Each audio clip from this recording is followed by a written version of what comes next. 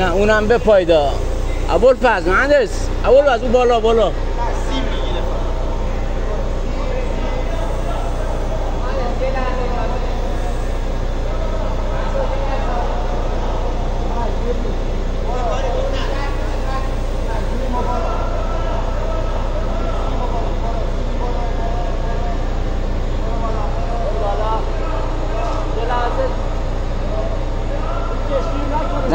نه روش گیر نیست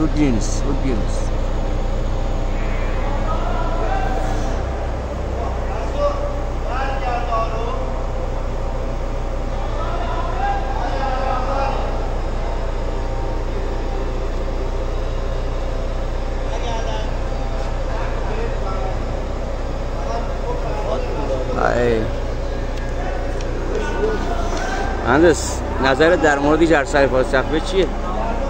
مهندس خواهش میکنم مهندس استدعا دارم در نظرت در مورد جرثقیل. مهندس ارتفاع چند متره؟ 4 متر ارتفاع داره.